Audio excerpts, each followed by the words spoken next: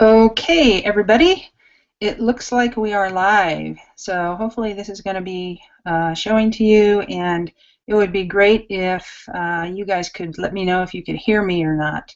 Just chime in. If you need to refresh your page, please do so. But the video should be streaming now. Can you hear me? Okay, everybody, it looks like we are live. Yes, you can hear me. I can hear the playback. Okay, please go ahead and chime in and let me know if you can hear me. What I'm going to do is I am going to cover something that is widely neglected, okay? And this is going to be a lot of great information today. This is Becky DeGrosso with CounselingWise.com, and I want you to pay close attention today because what we're going to do is talk about Google reviews. Now, a lot of people go ahead and go through all the effort of putting up a really good website, even creating a Google Places listing, and then what ends up happening is they never get it ranked and they never get reviews, and it is really like stopping before the finish line when you're ahead in the race if you do that. So I don't want you to do that. I want to show you why you don't want to do that and how to go ahead and fix that problem. So Google reviews, here's the deal. You are probably not getting them. You may feel shy or awkward about asking for them. Therapists as a population tend to be kind of shy folks, and so that is, that's just the way it goes. So we're going to try to fix that. You may not know how to facilitate getting them into Google, and so I will walk you through that. And some of you may even think that there are ethical issues with asking for them or posting them. Now we're going to talk about that, about who you can ask, how you get it posted, how to go about the whole process so that it's not an ethical issue. Some of you may still have a desire to just not even do it, and that's fine. And it's going to affect whether you rank or not, and whether you get traffic or not, but certainly you have to follow your own ethics. So let's go ahead and talk about this. This can make a big, big difference. And the reason is that if you get website visitors to a well-done website, then you'll get clients, okay?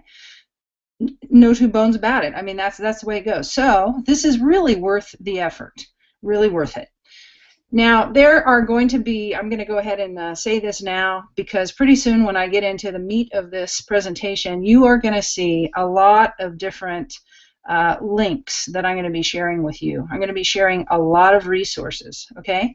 And it's going to go pretty quickly, and you may not get them written down. And so what I want you to know is that at the end, I'm going to give you one page on my website where all of these resources are listed. So don't worry about it. Don't stress yourself out with trying to write things down. I want you to really listen and get what I'm talking about, understand the process, and you'll get the full set of resources later. The other thing I want to say before we dive in here is that there will be a replay of this webinar available, so feel free to just relax and listen in, and if you feel that you want to listen to the replay later, you will have access to that, so no worries. All right, so let's just talk about how a potential client finds you, okay? Now, let's imagine that this potential client is sitting in Austin and they're looking for a psychologist. So they type in psychologist Austin. Now, the Google search results are going to show various things when that gets typed into Google, okay? They are going to show at the top of the page and over on the side, and I'll show you what that page looks like in a second. They're going to show paid results, and which are really Google AdWords ads. They're also going to show directories, as you all know, those good old directories, Psychology Today, goodtherapy.org, they tend to rank pretty well these days. They're then going to show Google Places listings, and they're going to show other organic results, individual websites. Now, the directories may be above or below the Google Places. I'll show you a couple of examples of both of those. And anyway, the potential client then is going to click on something that speaks to them, something that draws their eye and speaks to them, and eventually they're going to go to a website. Okay, so this is the process of somebody finding you via online search. Now here's what the page actually looks like. So as I said, there's paid search at the top, there's paid search on the side, and then Google Places is in the center of the page, usually towards the top. There may be a couple of listings above it, and there's more listings below it. So in this case, you can see that Google Places in red is outranking Psychology Today, which is a directory listing and is an organic listing that's at the bottom here. Okay?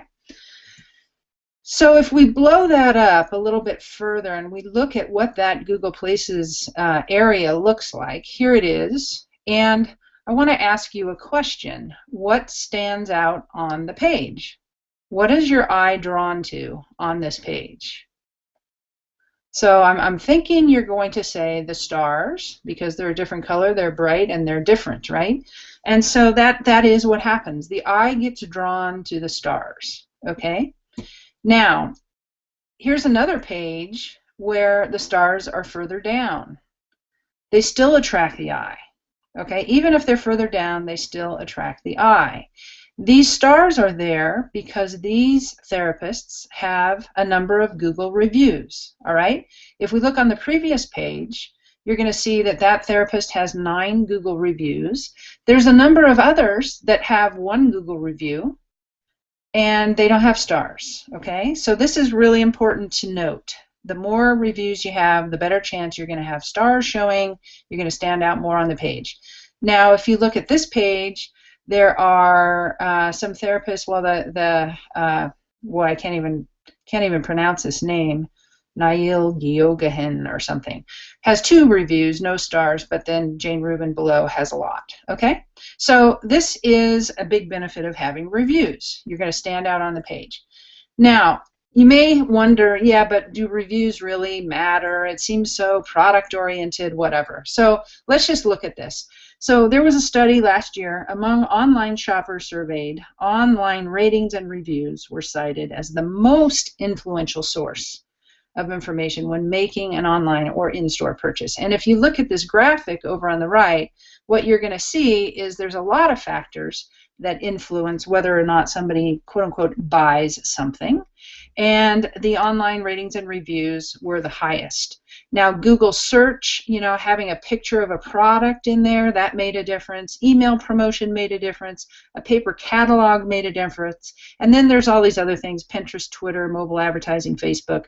You know, they all made a difference, but they were pretty small. So online ratings are the biggest thing, the biggest influencing factor.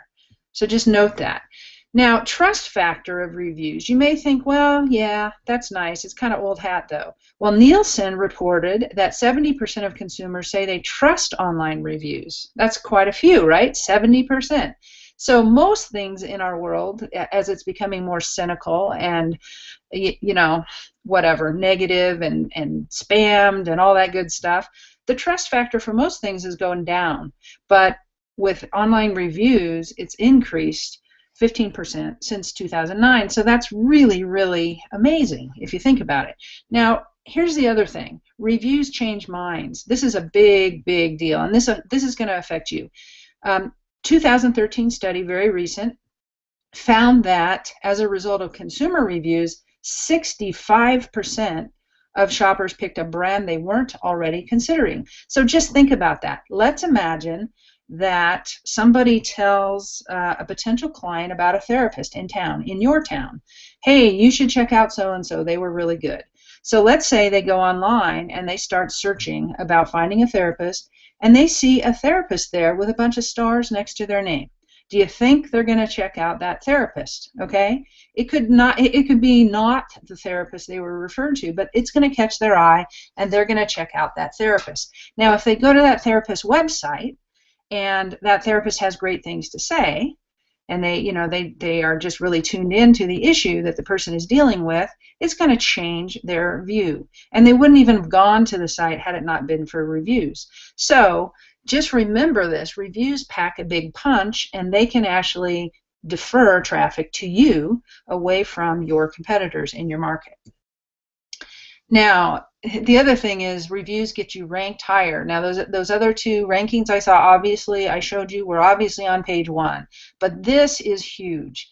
In our industry, People do not do reviews very much, okay? Therapists are not big on this. So we are what is called an industry with few reviews. And according to Darren Shaw, founder of Whitespark, a huge local marketing agency in Canada actually, he says that Google reviews can be a shortcut to local rankings in industries with few reviews. Sometimes just 1 or 2 Google reviews will shoot your listing straight into the local pack, which means the top of the page, the top 7 pack, those 7 listings there.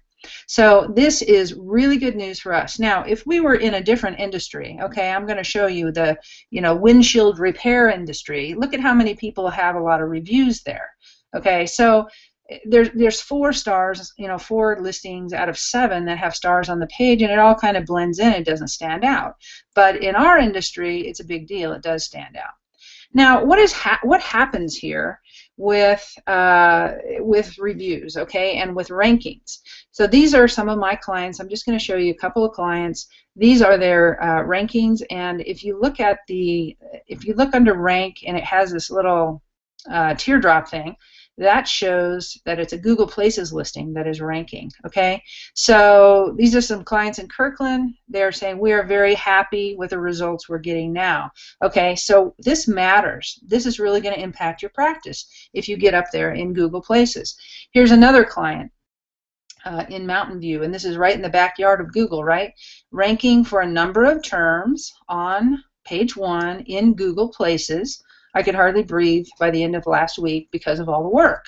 Okay, maybe you don't want that situation, but wouldn't it be nice to have the option? Another therapist in Berkeley. Now these are not skimpy cities, right? These are hard places to rank. There's a lot of therapists in these places. So this person, I'm getting at least 1 inquiry a week, and it's just like the old days. Okay, now what happened? She says the old days. Well, she had great rankings at one point, and then they fell out, and we had to pay attention to her Google Places listing and get it back. And so now things are good, just like the old days. All right. So Google Places can be a huge impact, and for many of you, I know many of you, we've done your website. You have an awesome website. You have Google Places. Okay, you've already paid us to do Google Places. The finishing piece is getting the reviews. So let's talk about it. You have to have a strong, optimized site. Okay, some of you may not be very far along in this path, so I want to review the steps that you have to take before you get to the reviews. But some of you are just not putting the icing on the cake here. So you do have to have a strong, optimized website. You must have a strong and correct Google Places listing. Now, there's a lot that goes into it. We're going to talk about that a little bit. There's a lot that goes into creating a strong Google Places listing. You must have ongoing business citations. This is more and more important as time goes on and more people get on Google Places. And then finally, yes, you must have reviews. So let's talk about the prerequisites here, because some of you do not have great websites, or you have a site and it's not optimized or whatever. Some of you don't have Google Places listings yet. So let's go ahead and talk about these things. So first of all, strong, optimized website. If you already have a good site, you need to ask yourself, is it optimized for terms that Google shows in Google Places? Okay, so here's an example. If you do, for instance, anxiety counseling, if that's your big thing, you treat people with anxiety, well, if you were to Google anxiety counseling in your town, most likely that Google Places isn't going to come up. You aren't going to see one of those listings with the map. Okay, because Google chooses certain terms, more the high volume search terms, that they've decided to show in Google Places. So you need to target those terms. And those terms are things like counselor, counseling, therapy, therapist, psychotherapy, psychotherapist, psychologist, things like that. And you really need to check those, okay? And so that's one of the things that we do when we do a Google Places listing, is we check what are we going after, what shows in this town for Google Places listings.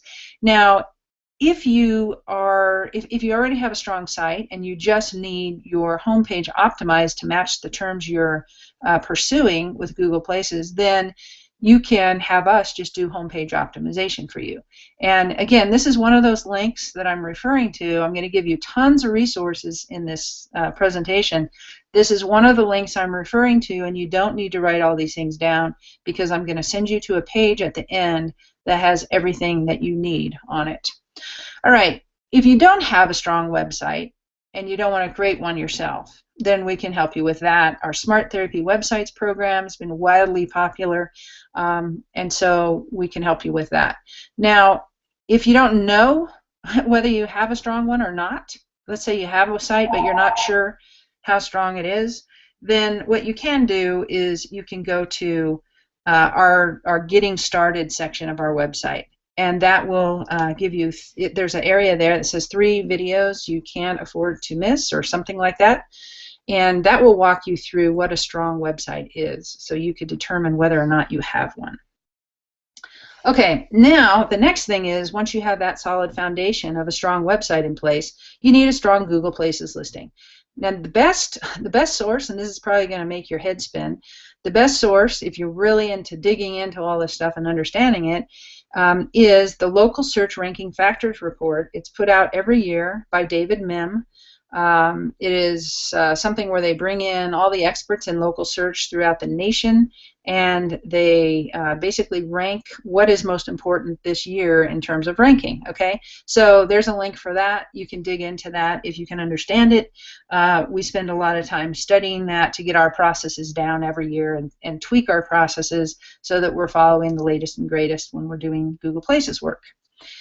Here's an indication of how complicated this can be.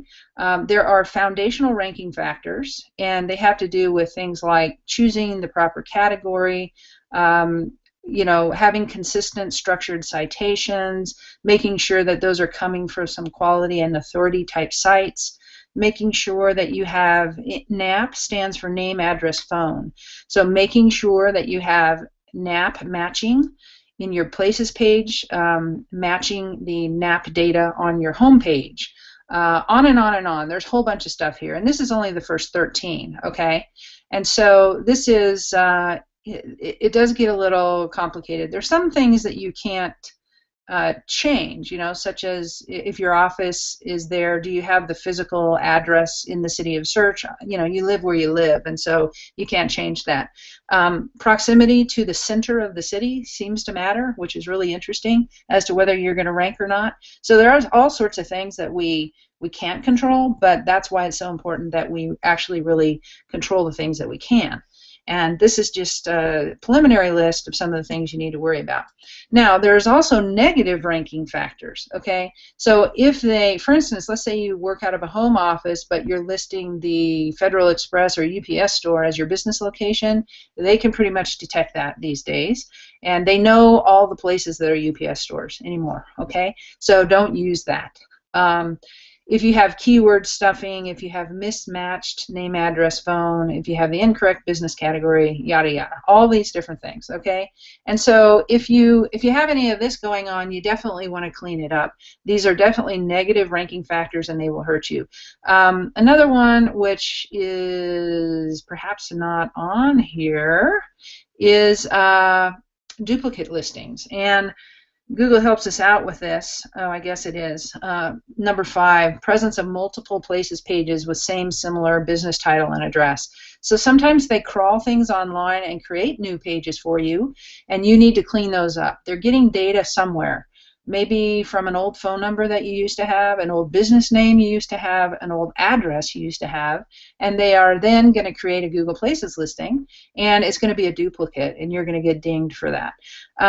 You know, I think that something happened in the last week because 2 of the group practices that we work with suddenly had duplicate listings showing up, whereas the week before they didn't have duplicate listings, and old addresses and phone numbers have been pulled in. So this is an ongoing issue of making sure you notice when that happens and fixing it so it doesn't end up hurting your rankings. Just know that. Some people have been pulling their hair out with that. If you have a listing and you don't want to study the David Mim sheet, or it's the David Mim search ranking factors, if that's a little over your head, there's a simpler one that I have created. And I give you a download checklist that you can go through, and there's a video walking through it where I'm actually taking a therapist's listing and going through his listing and auditing it. Can't say that, auditing it. So I would recommend that you check that out, because it's probably a little more user-friendly for you, and it might do the trick for you, okay? If you don't have a listing and you don't want to get a PhD in local search marketing, then we can also create a listing for you, and there's a link there where you can get a quote from us for your listing. Okay, the third thing on the list was ongoing citations, okay? And now citations, what are they? They are listings on directories, basically. So some of them are Yellow Pages, Yelp, you know, that kind of thing. Business directories. And there's also local directories, and then thematic directories, which are things such as, Psychology Today. That's a thematic directory for therapists, right? Goodtherapy.org, same thing. Therapy Tribe, Theravive, they're all thematic directories. There are some that are free. And so you really want to make sure that you are consistently expanding your business out and listing them on these directories. And what we recommend is that you build 10 citations per month. You want it to be a natural growth. You don't want to just, all of a sudden appear overnight in 100 different directories, because that's not natural. If you launch a new business, knowledge of your existence is a natural evolution, and so building 10 citations a month is a good rate to make that happen. Now, the biggest thing with doing this is that you need to make absolutely sure that your name, address, and phone, and your business title actually, are consistent with your website. Every directory listing you build, it's got to be consistent.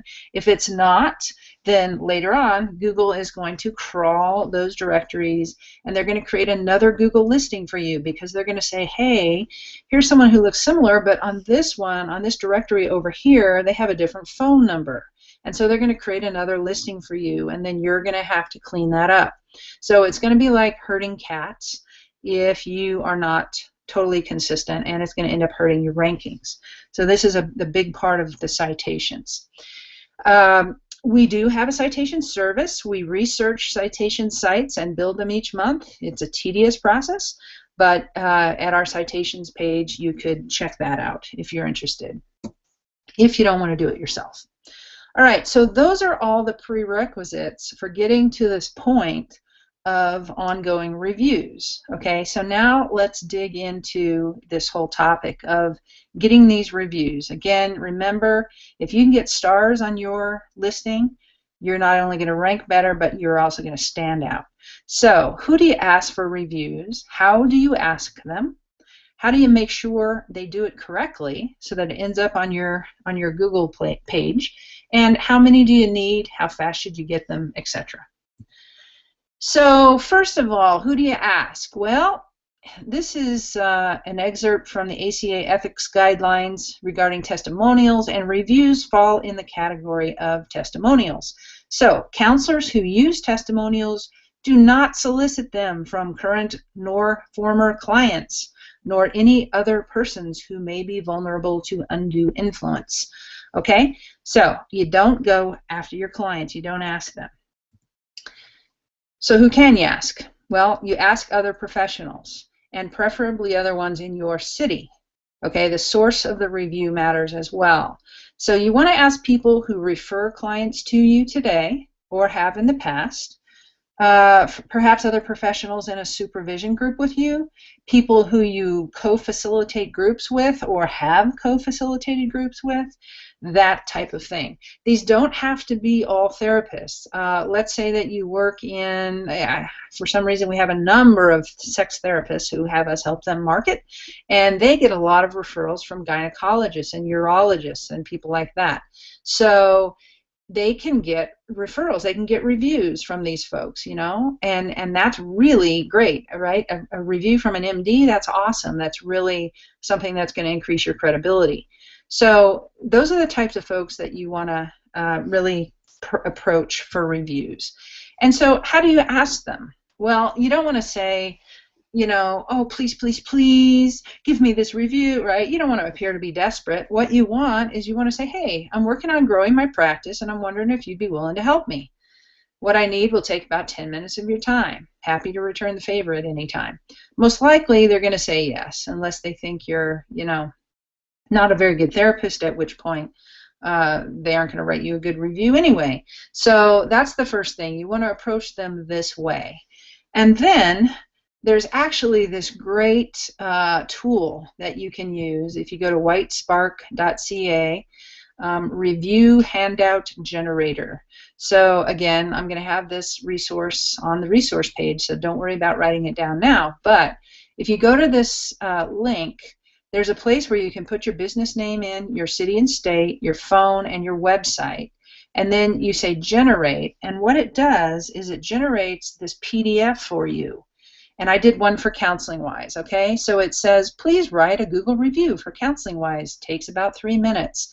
And then it walks them through this process, okay? Because in order to write reviews on Google, you do need to have a Google Plus page. So the people you're asking need to have a Google Plus page. So it says, do you have one? And then the first choice is no or don't know. Well, then go here, and they show them how to check to see whether they have an account or how to sign in. If they do have one, then it takes them to a different place, and it shows them, hey, here's what you should be searching for. I know that this graphic is, not terribly conducive to a PowerPoint, but down here in this section, it tells them go ahead and type into Google Counseling Wise Boulder, Colorado. And with that, they're going to be able to find the right listing. It is important that they find the right listing. This is one of the reasons that you want to clean up all your duplicate listings before people start writing reviews. The worst thing that could happen, and I've had several clients who have done this, is that you go get reviews and they put it under a listing that is old that ends up disappearing. So you lose all those reviews. They don't get merged into your correct listing, unfortunately. So cleaning this up and only having one listing is going to be really important, and sending them to the right listing is going to be really important. So this little sheet is really a click of a button. You can create it.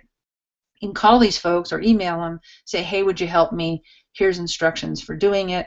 And it's going to be much easier for them to do it. They're not going to get lost in the process.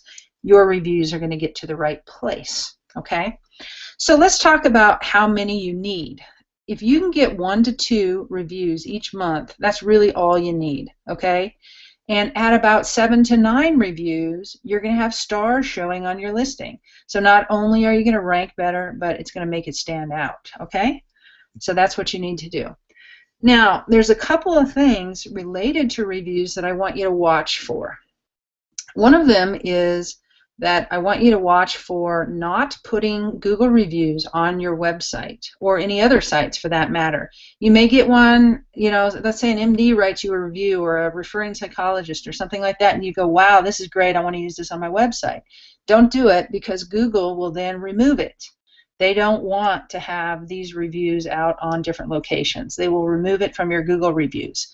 And that's where you're going to get the most bang for the buck, because you're going to get ranking and traffic there. The other thing is, as I mentioned before, it's best to have reviews from people in your city. So it's okay for you to have, have 1 or so from someone else, 1 or 2 or whatever. Maybe someone that you went to school with, someone you used to facilitate groups with that moved, whatever. But you really are eventually going to want to have them from people in your city, because Google knows the IP address, the location of the computer from which the review came, and obviously they're expecting people in that city to have things to say about this business. Now, the other thing is, if your reviewers are honest, you won't have a perfect score. So I think you must have noticed that those scores I showed you earlier were 4.9. That means that most people rated them a 5. There's 5 stars possible, but some people rated them a 4, and so they had a 4.9. So that's that. Now, there's one other thing that I realized after I made this chart that I did not mention that you should watch for as well. One of the questions that you're going to have is, what if I get a negative review? And that's a very good question, because that does happen. That will happen not really from the people you're asking for reviews from, most likely, but every once in a while you're going to get a client who's whatever. We could theorize as to what's going on with them, but you're going to get a negative review every now and then. And if you're on Google Places, that's the way it goes. You're susceptible to that anyway. this is another reason why you want to have good reviews, okay? Because what if someone rates you 1? If you have a number of 5s, that's going to really water down that 1, okay? And it's not going to have such an impact on your overall score. Also, if you have a lot of reviews, that negative review is going to be buried. So what happens when someone clicks on your places listing is they see your reviews. And if that review is down at the bottom of the pile of 10 reviews or so, then no one's going to really notice it. So you want to bury a bad review in good reviews.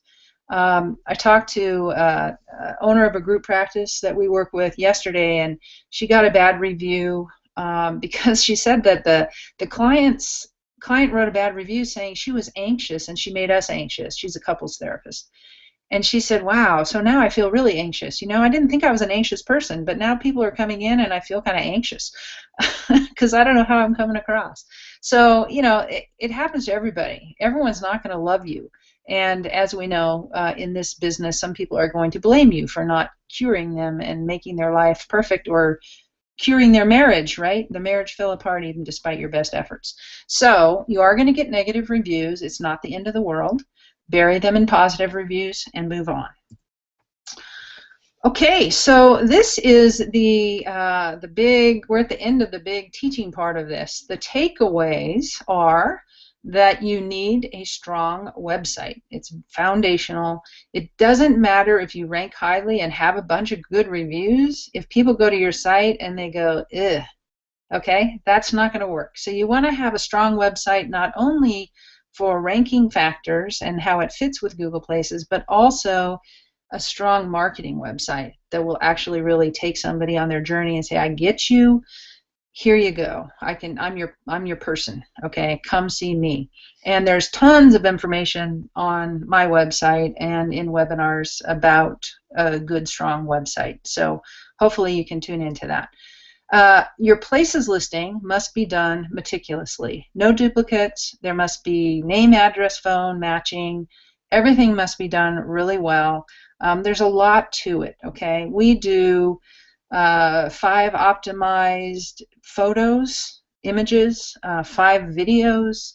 We optimize the listing itself. We take care to make sure the categories are correct. There's all sorts of stuff that goes into a well-done places listing. So make sure that you're doing all you can. And again, audit yours with that audit video that I have on the site. Get initial citations and keep adding them. You don't want to stop getting citations, okay? Because over time, more people are going to come into Google Places. It is the hottest place to get traffic, right? To get traffic to your site. If you can rank in there, it's going to be a maker. I mean, it's really going to make your life a lot easier as a therapist. It can be the difference between those struggling and those really making it. So more people are going to get in it, and if you continue to get initial or get citations as you go, then it's going to just strengthen your listing and really give you a solid foundation. And finally, get reviews. Don't go all this way with a great website and a great Google Places listing, and then don't do the last piece, okay, just because you're shy or scared or whatever. Okay, this is really finishing it up, and I want you to do this. So here's the resources page that I promised you. You just go to counselingwise.com, and there's a page called Google-Places-Resources. Okay, and on that page, there's all sorts of information. Everything I've talked about is there, including the David Mim ranking report if you want to, like I said, go get your PhD in Google Places. The replay of this will be sent out later today, so no worries about missing anything, and I hope this was helpful. And now I'm going to open it up for questions. I actually need to go pull up my page because I've had that blocked out for no feedback. So I'm going to do that now and see what questions you all have had and answer those, and feel free to add more questions into the mix here. Okay, so I'm going to scroll up in here and see what we got. Carol, calling from New Jersey. Great. Let's see. I'm trying to find questions. Wow, somebody calling in from Canberra, Australia. I have been to Canberra, believe it or not. And Woomera. Jackie, you'll know where Woomera is. Nobody else will know where that is. Okay. Allison, hey Allison, why do you suppose some Google local entries rate consistently high with no reviews and an incomplete profile? That's a very good question, Allison, and it's extremely frustrating. Here's my guess. Google has algorithmic changes that they're making all the time, and they do not have it rolled out completely within every industry and every city. So what you're going to see, probably for certain terms and maybe not even for others, is that there are going to be some that are in there that don't even deserve to be there in our view. Over time, I believe that those will fall out, and those that are actually more developed will take their place. The other thing that I want to say is that, you know, there's so many of us that don't have reviews. I mean, if you look at this industry as a whole, we have been very reluctant to get on board with online marketing, and especially with Google Places. So this is, again, what I was referring to with industries that have few reviews. It's going to be a huge advantage for you to get them. So that's that. Someone asked, Ed asked, what are business citations? Hopefully I've answered that. Yellow Pages, Yelp, various other places. And if you go to getlisted.org, you'll see a whole bunch of sources of business citations.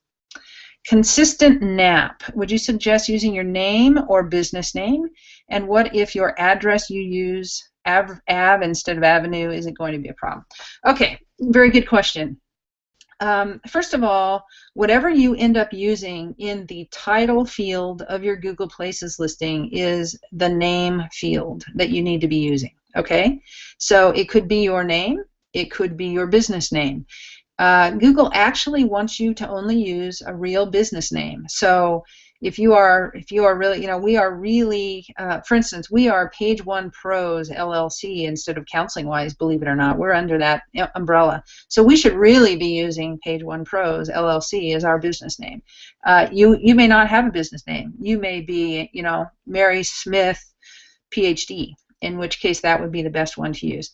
I wouldn't worry too much about the Av instead of Avenue. In fact, what Google does is Google truncates or abbreviates some of those street, whatever you call those things, titles. They will, in fact, take Avenue and make it Av, and that's not a problem. They understand that that's the same thing. But what you don't want to do is, you know, for instance, there may be a certain street address where there's a court and there's a road and they are the same street address. You certainly want to watch for that and make sure that Google knows where the location is. Let's see, what about Bing? More and more people are using it instead of Google because Google is considered by many to be Big Brother. Well, Lois, that's a great question. The data doesn't necessarily hold that to be true. Google still owns 80% of the search market, and they are infiltrating more and more every day. You know, they now own YouTube, and if you want to post anything on YouTube, you need to have a Gmail. If you want to be on Google+, you need to have a Gmail. So they are, I would say, taking market share faster than Bing is picking up market share. Right, everyone hates Google. It's a big love-hate relationship, but they're still the best search engine, and so they're the big player. Now, that doesn't mean you shouldn't get a Bing listing. That's not going to hurt you to have a Bing listing, okay? So go ahead and do that because it's more credibility for you on the web, and Google knows that you have a Bing listing, so that counts in your favor, all right? Why do some Google Places listings have the box on the right with a photo and info and mine doesn't? I would imagine because you don't have anything in there. You may not have photo in there. You may not have an optimized listing. So you need to get everything in there. That's what you need to do. What if clients/former clients offer to give a review? I haven't solicited it yet, or it. Lois. So good question, Lois. So this is a bigger answer that applies to both reviews and to testimonials. If you don't solicit them, according to the ACA, it's okay to use them, okay? According to the APA, I don't believe it's okay to use them. So it depends on what ethics body you would really follow. However, here's something to keep in mind. Many therapists think it's in very poor taste to even use unsolicited testimonials. And in fact, your clients, your potential clients, may read about, read a client testimonial there, and either there or on your website, if it's just a testimonial, and worry that you are going to ask them to divulge something to help you promote your business. So the best bet, if you can avoid it, is to avoid it. If you end up using one on your website, then I think it's best to say this is an unsolicited testimonial, so that people know that you are never going to ask them to, divulge any personal information for your gain. Okay? Marlene, can you talk about what a Google Plus account is versus a regular Google account? Yeah, it's very confusing. So there is a Google Plus account. Underneath a Google Plus account, you would have a local listing. That makes your Google Plus local listing. And a regular Google account, it usually has a Gmail address. So if you utilize any Google products, Google Analytics, YouTube, Google Calendar, any of the Google products, and Gmail, you always have a Gmail ID that you can sign in with. If you have a really old one, they didn't require you to have a Gmail ID. They allowed you to have I could have had 3 years ago Becky at Counseling Wise and have that be a Gmail account or a Google account. But anymore, they pretty much make you have a Gmail account. So hopefully that answers that question. Claudia, Yodel just set up a different website for me before I could cancel them. Will this harm me? Good old Yodel. Okay, so here's the answer on that. If it is a website that doesn't have duplicate content with your main site, okay, it's not a copy of your content, then just having another website is probably okay. What you need to watch for is, are they doing a Google Places listing for you and pointing to that website?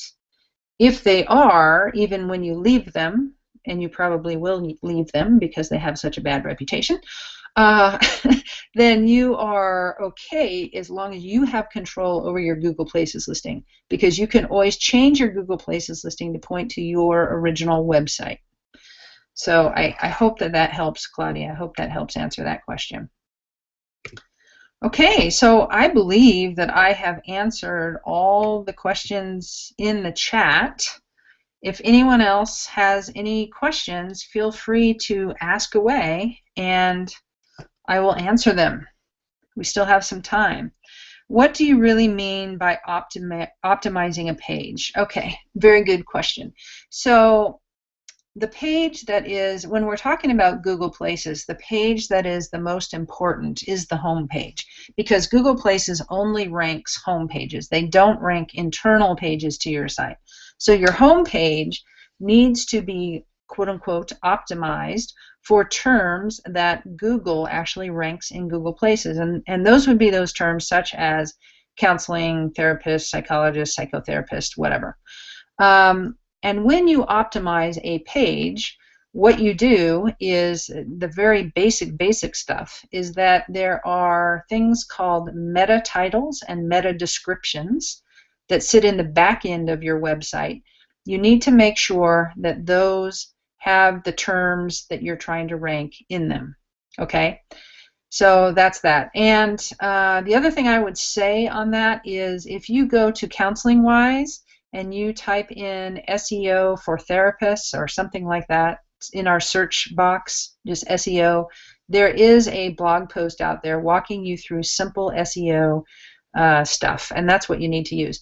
Now, the other piece of optimization, however, for Google Places, which a lot of people need, because if you're in a really small town, you might need this, but if you're in any kind of a city that has some competition, you're probably going to need it.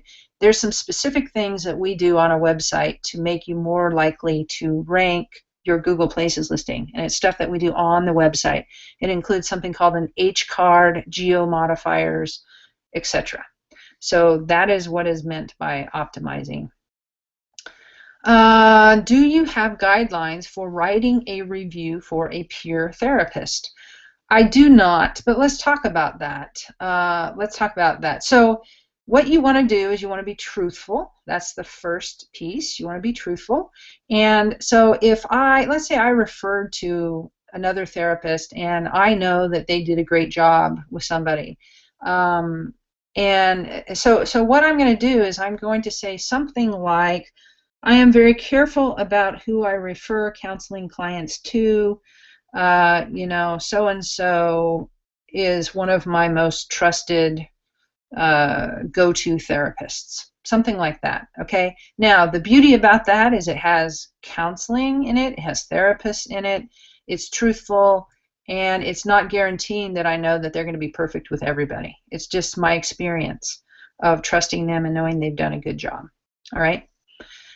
Another question, if Google only optimizes homepage, what is the big deal about creating more and more content? Okay, so that's a misunderstanding. Google doesn't optimize anything. You optimize your pages. And for Google Places, Google looks for a match between the optimization of your homepage and your Google Places listing. However, your website has tons of factors that go into its strength indicator in Google's eyes. 200 of those factors, okay? One of which is this site addressing issues deeply with a lot of content?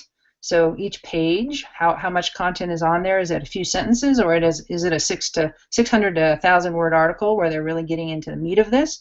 And are they continually creating content all the time? If so, you're alive and well, you have a heartbeat, Google can tell.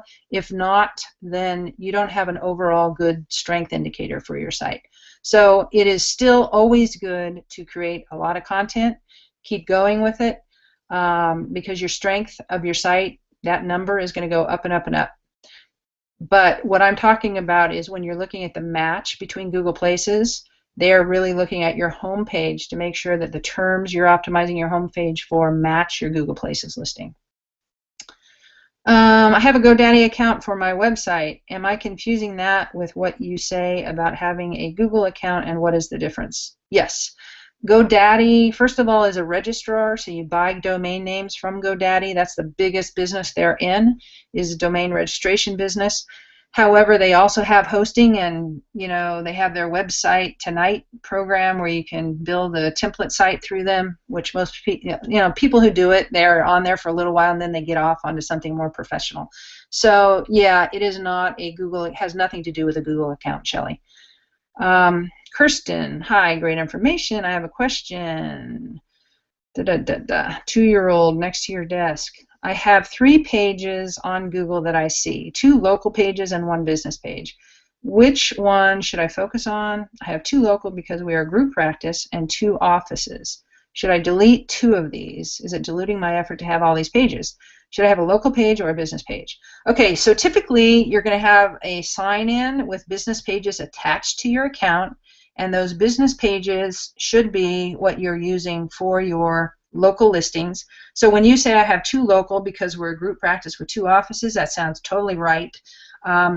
If you want me to take a look at that, Kirsten, shoot it over to me and I will take a look to make sure it looks like it's okay. Okay?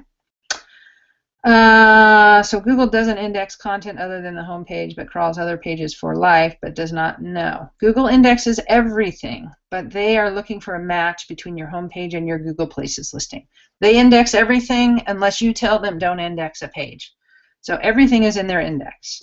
And in fact, pages are what rank, not websites. So every page has an index entry in Google's world. All right. So I am now done with all questions in the queue. If anyone has any other questions, feel free to type it in. We still have 10 minutes if anyone needs it. And remember that everything that I talked about is at counseling-wise.com/Google-Places-resources. Sure, Kirsten, no problem. Thanks for attending. Any other questions? Feel free to chime in.